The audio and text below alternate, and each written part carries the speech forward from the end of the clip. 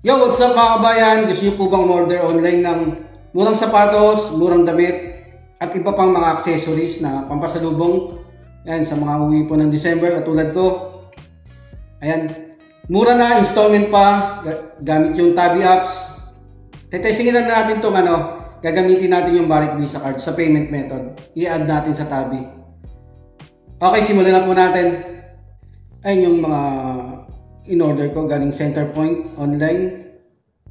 Ayan, dumating na po siya mga 3 days yan. Ayan, sapatos.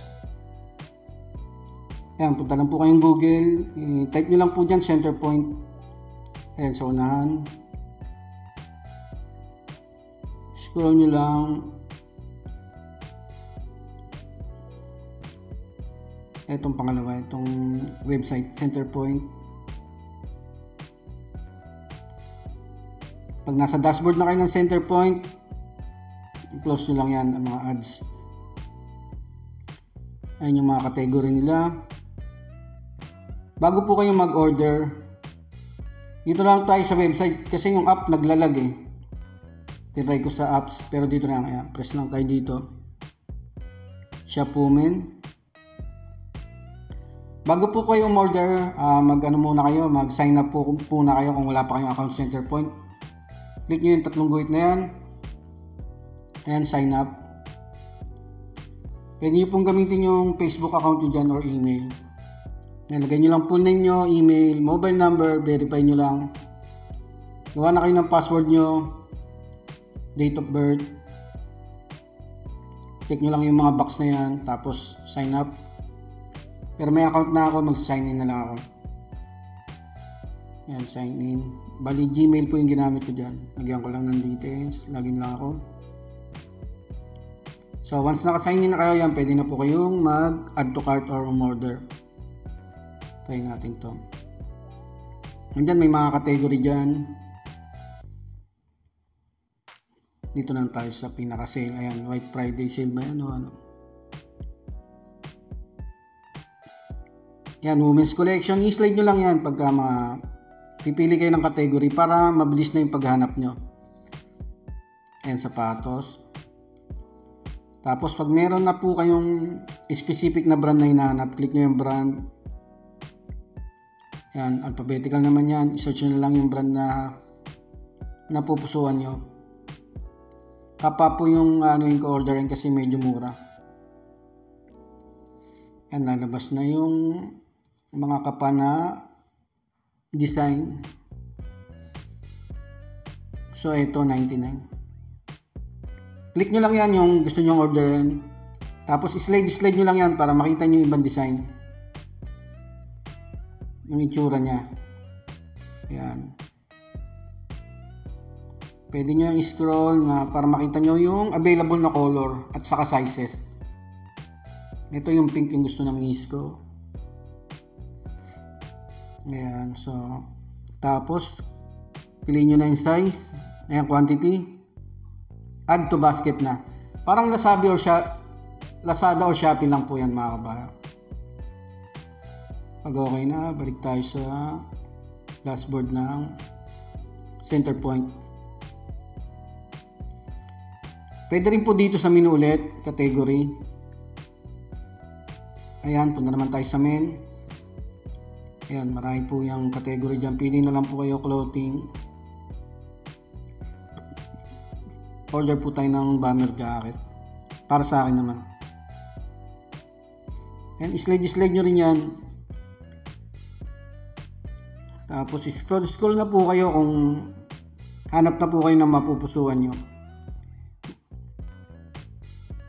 Tapos pag nasa baba na kayo, next nyo lang yan para sa next page naman. Saan na ba yun?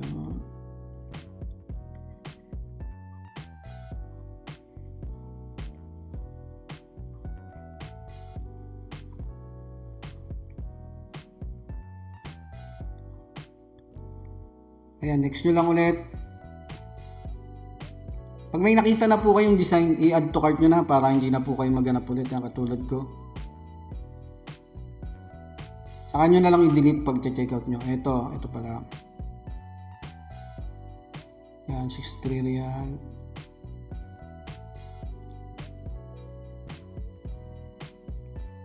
So, size, yan, may size din, medium. Ito na lang. Tapos quantity 1 lang. Ayos na yan. Add to basket ulit. Yan, pag mag-check out na po tayo, pwede nyo na yung i-view yung basket dyan. Pwede rin po dito sa, ayan yung basket sa taas, sa corner. Yan. Click nyo yung basket na logo. Ayan po yung mga in-order nyo.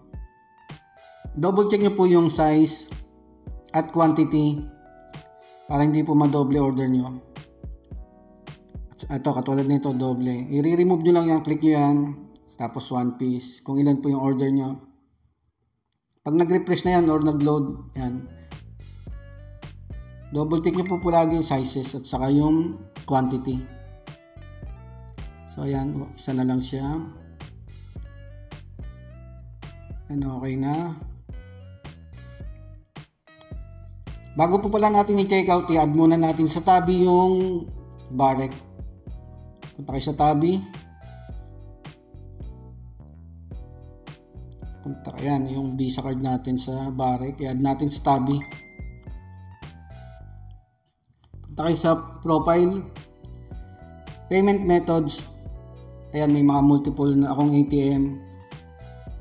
Mag-add kayo ng panibago, click nyo yan sa baba. Add new payment method.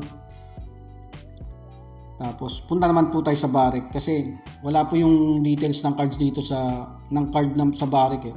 Nasa mismong app. Kahit iba pong mobile apps gamit nyo, punta lang kayo sa cards. STC Payman, URPay or Tigmo. Yan, nasa card details lang po yung gagamitin nyo. Kahit wala kayong card, kailangan meron kayong digital card. Ayan yung details ng digital card nyo at saka sa card, kasi sa Barek isa lang eh. Add new card nyo lang dyan, i-copy paste nyo lang. Pati yung expiration at saka yung CVV, yung security card. Security code, yung 3 number sa, makikita nyo yan sa, nasa app ng Barek. Pero yung mga STC Pay card, andun po mismo sa card. Click nyo lang yung add new card. Magsisend ng OTP ang Barek para sa confirmation na ma-add yung Barek card nyo. Ayan, okay na. Not now. Ayan, click nyo lang yung done. Ayan, nasa dulo na yung Barek Visa card natin. Ayan, pwede natin i-close to. Punta na po tayo sa Google pa. Sa center point ulit, i-check out natin. Click nyo na yan, continue checkout. Yan, home delivery. Ayan yung address nyo. Pag nag-register po kayo, tapos proceed to payment na. Scroll nyo lang, hanapin nyo yung tabi. Ayan, may cash on delivery rin po pala dito. Kaso pag cash full payment po yan. Dito tayo sa tabi. Check nyo yan. Scroll nyo sa baba.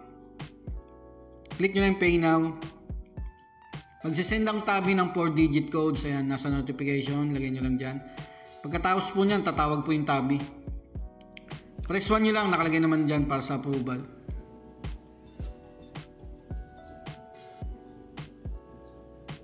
That you have requested a transaction from Tabi, please press 1. To continue. Thank you. So, ayan na yung breakdown ng babayaran nyo. Pili na po kayo ng ATM na gagamitin nyo. Yung gagamitin po natin yung Barek. Ayan, pag may multiple cards po kayo dyan, pili po kayo kung ano po. Tapos, click nyo na yung Pay. Ayan, yung babayaran natin. Ayan, successful na po yan. Nag-message na ang tabi. Nag-message na rin ang Barek. Tapos, ayan. Ayan, nakalagay dyan, thank you Arnel. Successful na yung order natin. Hintayin na lang natin. Ayan, makaka-receive rin po kayo ng mga SMS. Center point, Barek, sa tabi. Pwede nyo rin i-check sa tabi nyo. Ayan. Nasa payment. Nandyan po yung breakdown. Ayan, 186 po pala. Meron din akong kinuha sa extra.